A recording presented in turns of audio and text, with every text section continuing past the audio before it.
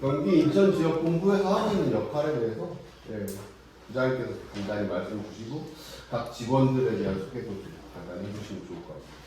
네, 반갑습니다.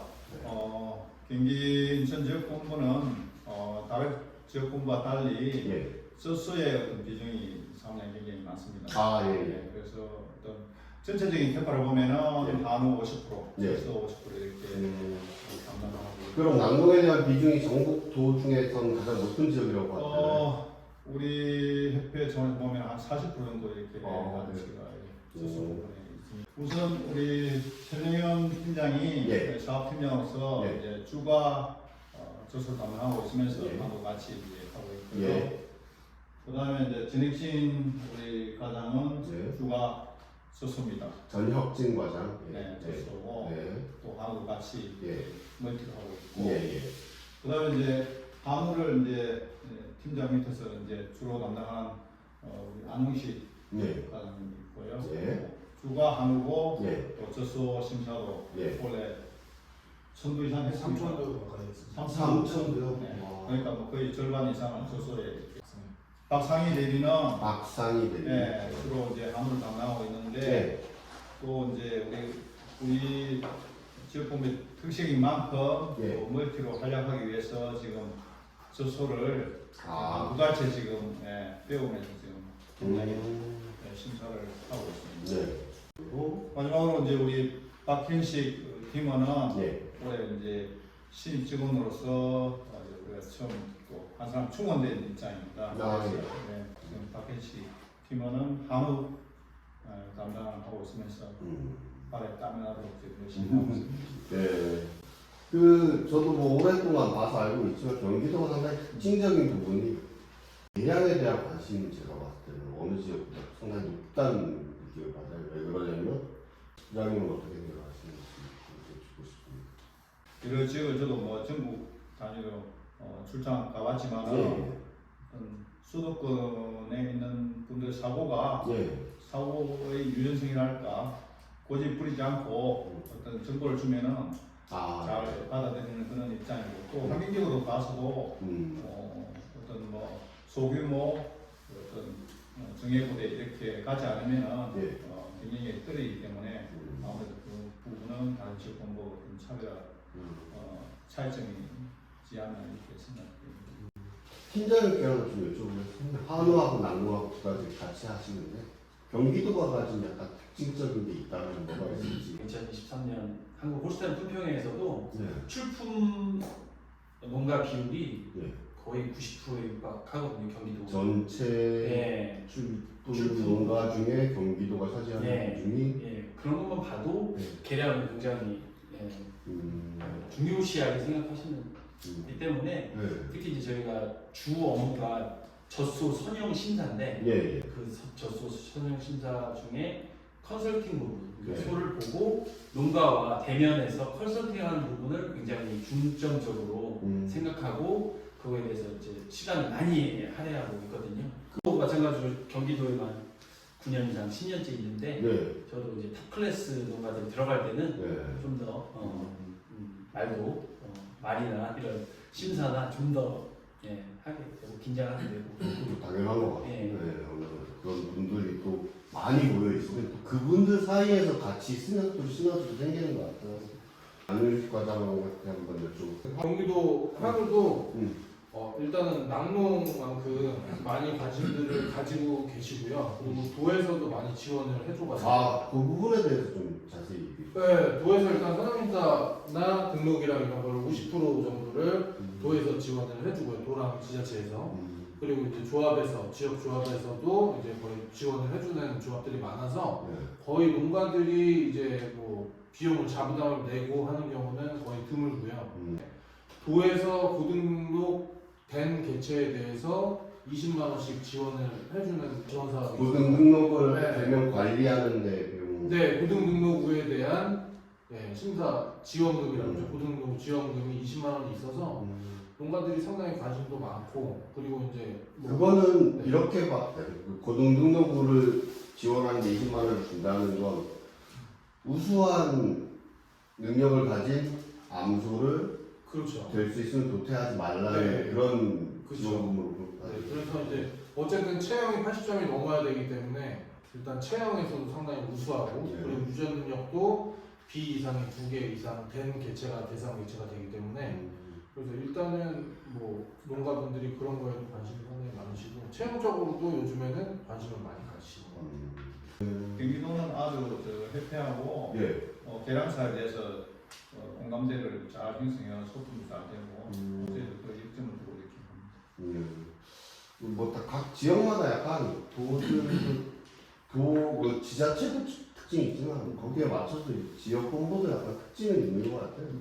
우리 지역 본부 같은 경우는 두 축종이 이제 정동 같은 경우는 이제 본부에서 지역 본부에서 이제 정동 계량부에서 운영을 하지만 지역 본부에서는 한우 젖소 이렇게 분담이 되어 있고 특히 이제 우리 지역 본부 같은 경우는 이제 전국의 40%가 젖소가 이게 분포되어 있다 보니 우리 업무적으로 보면은 한 5대5 정도 돼요.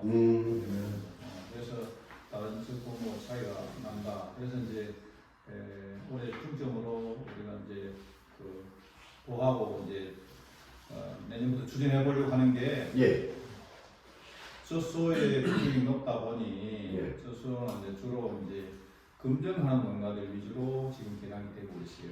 검증에 참여하지 않은 농가들은 등록도 안 해. 그렇죠. 심사도 안 할 뿐더러.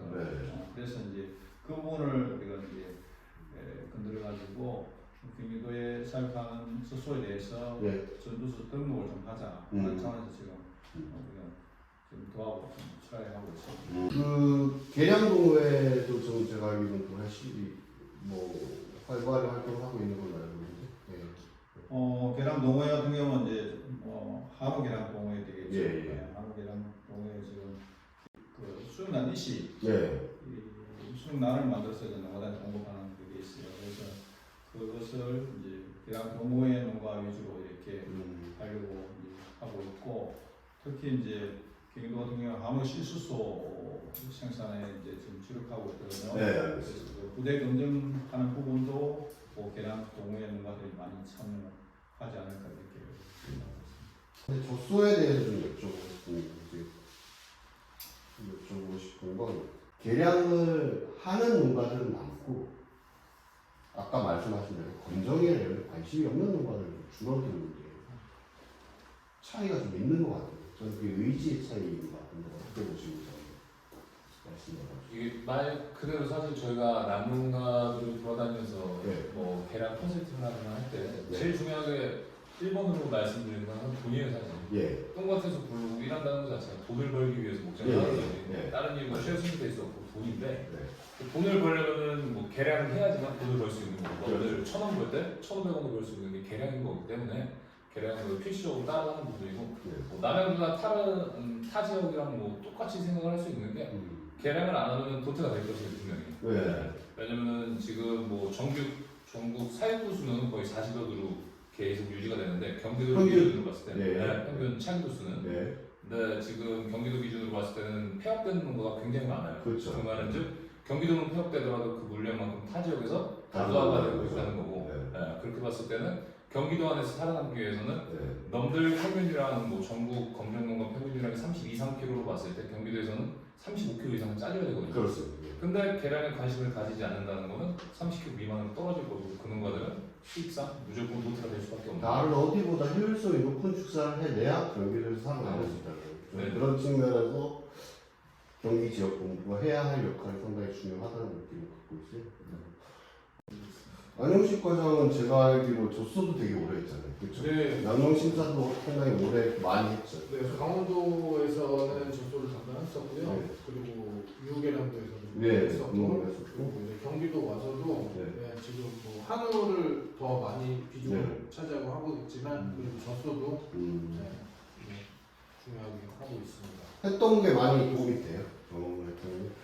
그렇죠. 아무래도 뭐 젖소나 한우나 뭐 다 같은 대가축이고 하다 보니까 뭐 젖소 농가에서 젖소에서 뭐 육성이라든지 뭐 이런 거 잘 키우는 농가분들이 있고 요즘에는 또 조사료나 이런 부분들도 한우 농가에서 많이 이제 뭐 티모시라든지 볏짚만이 아니고 뭐 티모시, 알파카 이런 식으로 해서 많이 배워와서 키우시는 분들도 많거든요. 그래서 그런 부분들은 적응을 잘 하고 있습니다. 요거는 부장님 아까 좀 실무적인 얘기긴 한데 옛날에는 약간 그 암소들 바디 컨디션이라고 그러죠. 네. 약간 마르게 키우는 게 뭐 정설처럼 그렇게 돼 있었는데 지금은 그게 아니라고 얘기하시는 분들도 많이 있거든요. 그 부장님은 어떻게 생각하시냐고요, 좀. 중소리로 바뀝니까? 정설이 좀 여쭤보고 싶어요. 네. 저도 이제 제가 직접 농장을 운영하지 않다 보니 네. 제가 이제 농가들한테 가면은 네. 주로 이제 한국 농가 같은 경우는 띄우고 같이 키우기 때문에 예. 분식 암소를 약간 이렇게 살찌게 키우는 그런 경우가 많이 있어요. 예. 그런 측면에서 보면은 분식 측면에서 보면은 네. 오히려 약간 살찐 것보다는 오히려 약간 야윈 게더 네.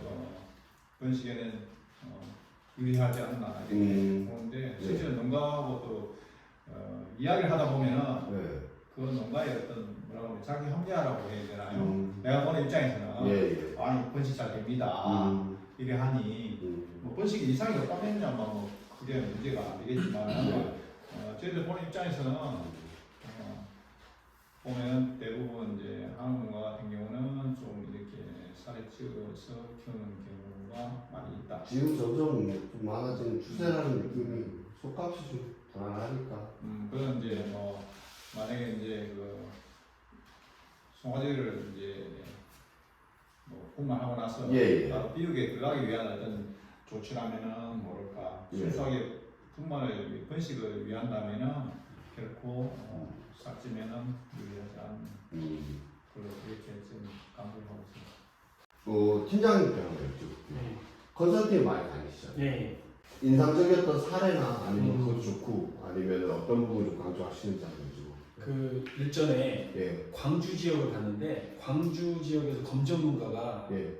많지 않거든요. 젖소 농가 말씀드리면 열농가 이하인데요. 예.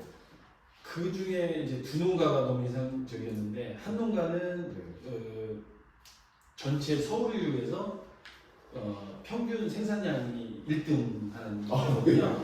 그걸 광주에 있고 그래서 이제 봤을 때 그 목장의 인상은 저 정도의 밸런스, 그러니까 키도, 체장도, 체신도 깊고 유방 용적도 돼야 2등을 하는구나. 그래서 꼭 다음 기회 있을 때 저희 직원들한테 한번 소개해주고 싶은 목장이었었고 또 하나는 같은 광주 지역인데 2년 동안 육성을 키우지 않았어요. 새끼를 이렇게 내지 그러니까 육성을 키우지 않았어요. 그럼 당연히 사와이는 미수가 있어야 계속 소가 바뀌고 하는데 이번 그 코로나 때 이제 조사료가 비싸지고 사료값이 비싸지고 그 사양 관리하는 비용이 비싸지니까 육성을 아예 안 키우는 거예요. 그러면 전제 조건이 나머지 경상우가 그 유량을 내줘야 되는 거예요. 그렇죠. 죽지 않고. 근데 그거를 해내더라고요. 그래서 전 처음 봤어요. 그 완전히. 2년 동안 안 키우고도 그 생산량을 평균 생산을 유지하면서 서로 키우는. 그래서 제가 갔을 때는 이제 6개월 된 송아지가 송아지 칸에 송아지 없이 육성들이 없이 송아지가 6개월 이제 된 애들이 이제 한 10마리가량 있었던 게 보고 어떻게 이렇게 키우는지 한참 물어봤던 그런 두 가지 사례가 있습니다. 자, 뭐 간단하게 이렇게 얘기해서 혹시 뭐 하고 싶은 말씀 있는데 못 하신 거 혹시 있으신가요? 부장님 마지막으로 한 말씀 해주시죠. 직원들에 대한 격려도 좋고요. 아니면 여기로 선언에 대한 말씀해 주시죠. 어떤 뭐 우리 지역 본부는 제가 오면서 어떤 업무 효율을 높이기 위해서는 어떤 소통이 잘 돼야 된다 하는 부분을 제가 방침을 찍고 직원들하고 소통하려고 노력하고 있고 그게 이제 직원들 어떻게 느낄지 모르지만 경기 지역 본부가 가장 근무하고 싶은 곳이 라는 느낄 수 있도록 직원들한테 그런 점을 느낄 수 있도록 방침으로 지금 업무를 하고 있고요. 특히 이제 우리 지역 본부 같은 경우 다른 지역 본부에서 제가 이제 한우 계란 포장 하나 내려오다 보니까 바로 곡선이 꼭 필요하다 해가지고 예. 지금 다른 지역 본부에서 하지 않는 우리가 시범 사업을 지금 올해 하고 있어요. 아, 예. 근데 그게 쉬운 게 아니더라고. 예. 그래서 우리 경기도 진흥센터와 같이 배우를 해서 예, 예. 추진 중에 있습니다. 우리 한우 발육 곡선을 그린다고요? 네, 이제 그 원령별로 발육 정도를 체크해서 예. 성공됐을 때 뭐 기간이라든지 체중이 얼마라든지 원령별로 그게 있어야 이제 그에 따라서 뭐 심사 기준도 정할 수 있는 그런 기준이 되거든요. 네. 그 부분은 이제 시간이 많이 걸리지만은 꼭 해야 되지 않나 생각하고 우리 지금 본부에서 시범사업을 지금 하고 있다는 걸 말씀드리고 싶고 네. 그다음에 이제 우리 지역 본부와 다른 또 지역 본부와의 차별점은 네.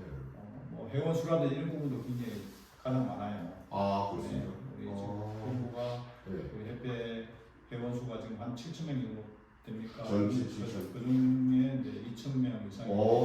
지역 본부에 또 관할돼 있고 또 뭐 대의원이라든지 임원이라든지 이런 부분도 다른 지역 본부 아, 그럴 수밖에 없겠네요. 네, 소속 네. 간호 이사라든지 이런 대의원도 13명이나 돼요. 아, 예. 네, 그런 부분에서 저희들이 자부심을 갖고 열심히 좀 하고 있습니다. 상당히 아닐 것 같은데 큰 지구네요. 네. 그래서 인원수도 가장 많고 네. 네. 축산에 있어 상당히 외지일 것 같은데 전혀 그렇지 않다는 느낌이 듭니다. 지금 축산 같은 경우는 우리가 지금 축중배를 보면은 아까도 얘기했지만 저소가 사실 한 1% 정도 되고 네. 이제 한우 같은 경우는 한 8% 정도 출가되고 돼지 같은 경우도 한 15% 돼가지고 전체적으로 봤을 때 경기도가 그렇고 축산에서는 그러니까. 차지하는 비중이 적지가 않습니다. 오늘 인터뷰 여기까지 하는 걸로 하겠습니다. 수고하셨습니다. 고맙습니다.